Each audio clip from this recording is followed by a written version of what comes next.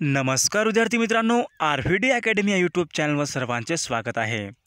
आजच्या व्हिडिओमध्ये आपण पोलीस भरती 2021साठी काही महत्त्वाचे प्रश्न घेतलेले आहेत।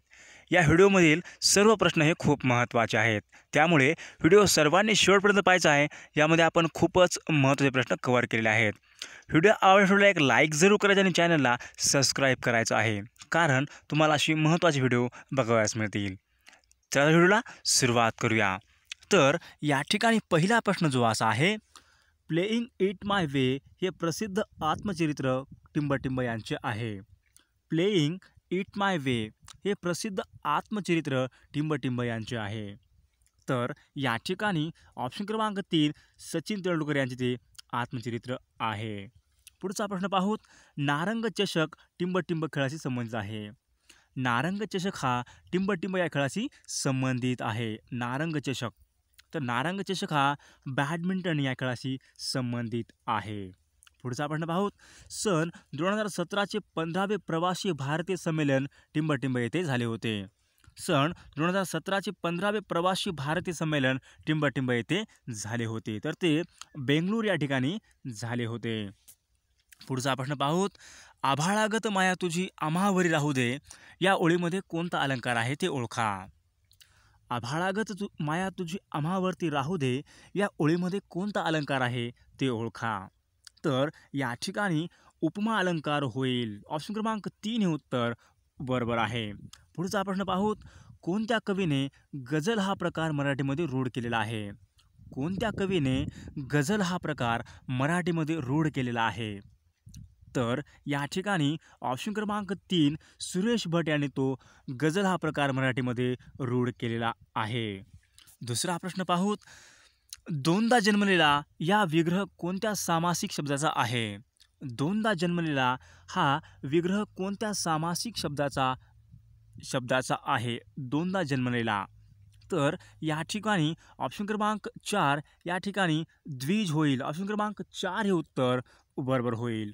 पुढचा प्रश्न पाहूत, संकेतार्थ वाक्य ओळखा। आपल्यापुढे 4 वाक्य दिलेले आहेत, आपल्याला संकेतार्थी वाक्य ओळखायचं आहे। तर या ठिकाणी संकेतार्थी जे वाक्य होईल ऑप्शन क्रमांक 4, तू शांत बसला तर मी सांगेल या ठिकाणी संकेतार्थी वाक्य होईल। पुढचा प्रश्न पाहूत, खालील वाक्यामध्ये रीती भविष्यकाळाचे वाक्य कोणते आहे ते सांगा। खालील वाक्यामध्ये रीती भविष्यकाळी हे वाक्य कोणत्या रीती भविष्यकाळ वाक्य कोणते आहे ते सांगायचं आहे। आपल्यापुढे 4 वाक्य दिलेले आहेत, आपल्याला रीती भविष्यकाळाचे वाक्य कोणते आहे ते सांगायचं आहे। तर या ठिकाणी रीती भविष्यकाळाचं वाक्य होईल, मी परिसर स्वच्छ करीत राहीन या ठिकाणी रीती भविष्यकाळाचे वाक्य आहे। पुढचा प्रश्न पाहूत, बोलता बोलता विचार मालिका तुटल्यास कोणते विरामचिन्ह वापरले जाते। बोलता बोलता विचार मालिका तुटल्यास कोणते विरामचिन्ह वापरले जाते। तर या ठिकाणी ऑप्शन क्रमांक 2 अपसारण चिन्ह वापरले जाते। पुढचा प्रश्न पाहूत, नानांचा अभिनय वाखाण्यासारखा आहे या वाक्यामध्ये प्रकार ओळखा। वाक्याचा प्रकार ओळखा। नानांचा अभिनय हा वाखाण्यासारखा आहे या वाक्याचा आपल्याला प्रकार ओळखायचा आहे। तर या ठिकाणी ऑप्शन क्रमांक 4 विधानार्थी हे या वाक्याचा प्रकार होईल। पुढचा प्रश्न पाहूत, पोलिसांनी चोरा शोधून काढले या वाक्याचा प्रयोग ओळखा। पोलिसांनी चोरा शोधून काढले या वाक्याचा प्रयोग ओळखा। तर या ठिकाणी वाक्याचा प्रयोग होईल, सकर्मक भावे या ठिकाणी वाक्याचा प्रयोग होईल। पुढचा प्रश्न पाहूत, पुढीलपैकी कोणत्या शब्दाचे सामान्य रूप तेच राहते। पुढीलपैकी कोणत्या शब्दाचे सामान्य रूप हे तेच राहते। तर या ठिकाणी ऑप्शन क्रमांक किलो या ठिकाणी या शब्दाचे सामान्य रूप हे तेच राहते। पुढचा प्रश्न पाहूत, खालीलपैकी निश्चितपणे एकवचनी शब्द असलेला पर्याय ओळखा। खालीलपैकी निश्चितपणे एकवचनी शब्द असलेला पर्याय शोधा। तर या ठिकाणी निश्चितपणे एकवचनी शब्द असलेला पर्याय होईल या ठिकाणी ऑप्शन क्रमांक 4 या ठिकाणी निश्चितपणे एकवचनी शब्द आहे, वेळ। पुढचा प्रश्न पाहूत, देवघर या शब्दाचे लिंग ओळखा। देवघर या शब्दाचे लिंग ओळखा। तर या शब्दाचे लिंग होईल नपुसकलिंग या ठिकाणी या शब्दाचे लिंग होईल। पुढचा प्रश्न पाहूत, विरोधदर्शक केवल प्रयोगी अवयव कोणते आहे? या ठिकाणी विरोधदर्शक केवल प्रयोगी अवयव कोणते आहे ते ओळखायचं आहे. तर या ठिकाणी विरोधदर्शक केवल प्रयोगी अवयव होईल छट. या ठिकाणी ऑप्शन क्रमांक 4 हे या ठिकाणी विरोधदर्शक केवल प्रयोगी अवयव आहे. पुढचा प्रश्न पाहूत, शनोशनी हे पुढीलपैकी कोणत्या कालवाचक क्रियाविशेषणाचे अवयव आहे? शनोशनी हे पुढीलपैकी कोणत्या कालवाचक क्रियाविशेषण अवयव आहे? शनोशनी. तर शनोशनी हे आवृत्तीवाचक क्रियाविशेषण आहे. पुढचा प्रश्न पाहूत, भारतामध्ये कोणत्या प्रकारची लोकशाही आहे? भारतामध्ये कोणत्या प्रकारची लोकशाही आहे? तर भारतामध्ये ही अप्रत्यक्ष प्रकारची लोकशाही आहे. पुढचा प्रश्न पाहूत, भारतीय अवकाश संशोधनाचे जनक असे कोणाला म्हणतात? भारतीय अवकाश संशोधनाचे जनक असे कोणास म्हटले जाते? भारतीय अवकाश संशोधनाचे जनक. तर या ठिकाणी ऑप्शन क्रमांक 2 विक्रम साराभाई यांना ते म्हटले जाते. पुढचा प्रश्न पाहूत, मोडेम हे संगणकाचे कोणते डिव्हाइस आहे? मोडेम हे संगणकाचे कोणते डिव्हाइस आहे? तर मोडेम हे संगणकाचे कम्युनिकेशन डिव्हाइस हे संगणकाचे डिव्हाइस आहे. पुढचा प्रश्न पाहूत, आझाद हिंद सेनेची स्थापना कोणी केलेली आहे? आझाद हिंद सेनेची स्थापना कोणी केलेली आहे? आझाद हिंद सेना. तर या ठिकाणी ऑप्शन क्रमांक 1 रास बिहारी बोस यांनी आझाद हिंद सेनेची स्थापना केलेली आहे. पुढचा प्रश्न पाहूत, जगाची विभागणी एकूण किती खंडामध्ये झालेली आहे? जगाची विभागणी एकूण किती खंडामध्ये झालेली आहे? तर जगामध्ये एकूण 7 खंडामध्ये विभागणी झालेली आहे. पुढचा प्रश्न पाहूत, हिटलरच्या टिंबटिंब आत्मचरित्रामधून त्यांच्या नाझीवादाचे स्वरूप स्पष्ट होते. हिटलरच्या टिंबटिंब या आत्मचरित्रामधून त्यांच्या नाझीवादाचे स्वरूप स्पष्ट होते. तर त्यांचे आत्मचरित्र होते माइन काम्फ म्हणजेच माझा लढा. पुढचा प्रश्न पाहूत, पहिले महायुद्ध केव्हा सुरू झाले होते? पहिले महायुद्ध हे केव्हा सुरू झाले होते? तर या ठिकाणी ऑप्शन क्रमांक 1 इसवी सन 1914ला पहिले महायुद्ध हे सुरू झाले होते. पुढचा प्रश्न पाहूत, भारतामध्ये सर्वप्रथम व्यापारानिमित्त कोण आले होते? भारतामध्ये सर्वप्रथम व्यापारानिमित्त कोण आले होते? भारतामध्ये. तर भारतामध्ये सर्वप्रथम व्यापारानिमित्त हे पोर्तुगीज आले होते. पुढचा प्रश्न पाहूत, दवाखाना, शैक्षणिक संस्था, न्यायालये यांच्या सभोवतालच्या किती मीटरपर्यंत परिसरास ध्वनिवर्जित क्षेत्र असे संबोधण्यात येते? तर या ठिकाणी ऑप्शन क्रमांक 4 100 मीटर हे ध्वनिवर्जित क्षेत्र असे संबोधण्यात येते. 100 मीटर ध्वनिवर्जित क्षेत्र. पुढचा प्रश्न पाहूत, रात्री विद्युत दिवे गेल्यानंतर सौर ऊर्जा कोणत्या साधनाचा प्रकाश मिळू शकतो? रात्री विद्युत दिवे गेल्यानंतर सौर ऊर्जेच्या कोणत्या साधनाने प्रकाश मिळू शकतो? तर या ठिकाणी ऑप्शन क्रमांक 2 सौर लॅटर्न याद्वारे प्रकाश मिळू शकतो. पुढचा प्रश्न पाहूत, मानवामध्ये टिंबटिंब गुणसूत्रे असतात. मानवामध्ये टिंबटिंब गुणसूत्रे असतात. तर मानवामध्ये एकूण 46 एवढे गुणसूत्र असतात. पुढचा प्रश्न पाहूत, पुढील कोणत्या भागामध्ये अन्नाचा साठा होतो? पुढील कोणत्या भागामध्ये अन्नाचा साठा होतो? तर अन्नाचा साठा हा दल यामध्ये अन्नाचा साठा होतो. पुढचा प्रश्न पाहूत, जिभेच्या दोन्ही कडा कोणती चव ओळखतात? जिभेच्या दोन्ही कडा कोणती चव ओळखतात? तर जिभेच्या दोन्ही कडा ह्या गोड चव ओळखतात. पुढचा प्रश्न पाहूत, मानवी शरीरामध्ये प्रत्येक चक्राच्या रक्त हृदयवाहिनीमध्ये किती वेळा जाते?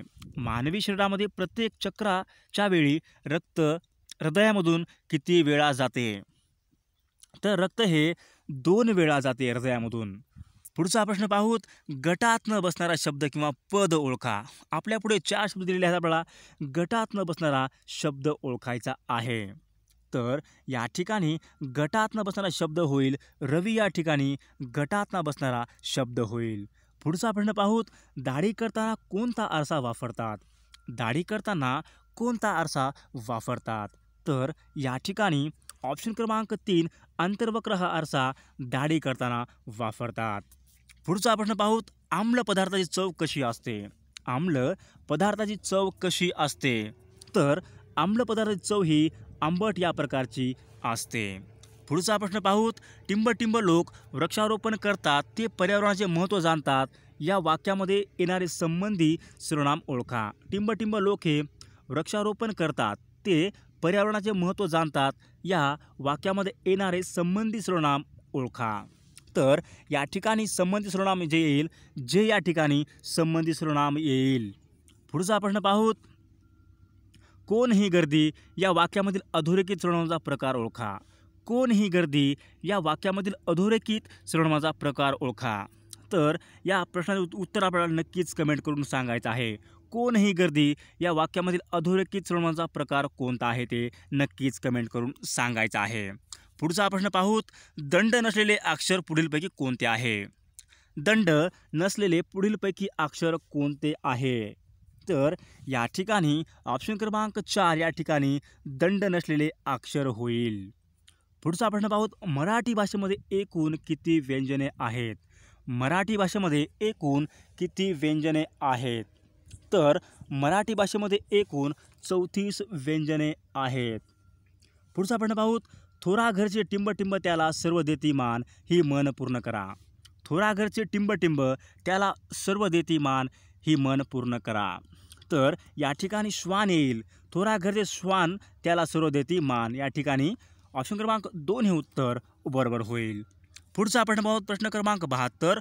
भूल पडणे या वाक्यप्रयोगाचा योग्य अर्थ कोणता होईल. भूल पडणे या वाक्यप्रयोगाचा पुढीलपैकी योग्य अर्थ कोणता होईल. तर या ठिकाणी भुरळ पडणे या ठिकाणी योग्य करेक्ट ऑप्शन होईल. पुढचा प्रश्न पाहूत. सव्यापसव्य करणे म्हणजे वाक्यामध्ये योग्य अर्थ पर्यायामधून निवडा. सव्यापसव्य करणे म्हणजेच योग्य अर्थ कोणता होईल. तर या ठिकाणी ऑप्शन क्रमांक 2 यातायात करणे या ठिकाणी करेक्ट ऑप्शन होईल. पुढचा प्रश्न पाहूत. आरोग्य चांगले राहावे यासाठी माझी ताई नेहमी मोजक्याच आहार घेते. खरोखरच ती टिंब आहे. तर या ठिकाणी कोणता पर्याय होईल. आरोग्य चांगले राहावे यासाठी माझी ताई नेहमी मोजकाच आहार घेते. खरोखरच ती टिंब आहे. तर या ठिकाणी रिकाम्या जागेमध्ये शब्द कोणता येईल. तर या ठिकाणी ऑप्शन क्रमांक 3 मिताहारी हा शब्द येईल. पुढचा प्रश्न पाहूत. मनालीचे डोळे माशासारखे आहे म्हणून तिला सर्व टिंब म्हणतात. मनालीचे डोळे माशासारखे आहेत म्हणून तिला टिंब म्हणतात. तर तिला मीनाक्षी असे म्हणतात. पुढचा प्रश्न पाहूत. भारतामध्ये कोणता दिवस हा राष्ट्रीय ग्राहक दिन म्हणून ओळखला जातो. भारतामध्ये कोणता दिवस हा राष्ट्रीय ग्राहक दिन म्हणून ओळखला जातो. तर भारतामध्ये 24 डिसेंबरला राष्ट्रीय ग्राहक दिन म्हणून ओळखला जातो. पुढचा प्रश्न पाहूत. अंदमान निकोबार बेटाचे राजधानी शहर कोणते आहे. अंदमान निकोबार बेटाचे राजधानीचे शहर कोणते आहे. तर या ठिकाणी ऑप्शन क्रमांक 3 पोर्ट ब्लेअर हे अंदमान निकोबार बेटाच्या राजधानीचे शहर आहे. पुढचा प्रश्न पाहूत. भारतामधील एकमेव जिवंत ज्वालामुखी कोठे आहे. भारतामध्ये एकमेव जिवंत ज्वालामुखी कोठे आहे. तर तो अंदमान या ठिकाणी भारतातला एकमेव ज्वलंत ज्वालामुखी आहे. पुढचा प्रश्न पाहूत. कोणत्या प्रदेशाला देवभूमी असे म्हटले जाते. कोणत्या प्रदेशाला देवभूमी असे म्हणतात. तर या ठिकाणी ऑप्शन क्रमांक 1 उत्तराखंड याला देवभूमी असे म्हटले जाते. पुढचा प्रश्न पाहूत. भारताच्या कोणत्या दिशेला बंगालचा उपसागर आहे. भारताच्या कोणत्या दिशेला बंगालचा उपसागर आहे. तर आग्नेय दिशेला बंगालचा उपसागर आहे. पुढचा प्रश्न पाहूत. भारतामध्ये नियमितपणे किती वर्षांनी जनगणना होत असते. भारतामध्ये नियमितपणे किती वर्षांनी जनगणना होत असते. तर भारतामध्ये नियमितपणे 10 वर्षालाही जनगणना होत असते. पुढचा प्रश्न पाहूत. टिंब हा लोकशाही व्यवस्थेचा गाभा आहे. टिंब हा लोकशाही व्यवस्थेचा गाभा आहे. तर लोकशाही व्यवस्थेचा गाभा हा लोकसहभाग हा लोकशाही व्यवस्थेचा गाभा आहे. पुढचा प्रश्न पाहूत. अस्पृश्यतेचे उच्चाटन करण्यासाठी जाती निर्मूलन आवश्यक आहे असे मत कोणाचे होते. अस्पृश्यतेचे उच्चाटन करण्यासाठी जाती निर्मूलन आवश्यक आहे असे कोणाचे मत होते. तर या ठिकाणी वरीलपैकी सर्व या ठिकाणी करेक्ट ऑप्शन होईल.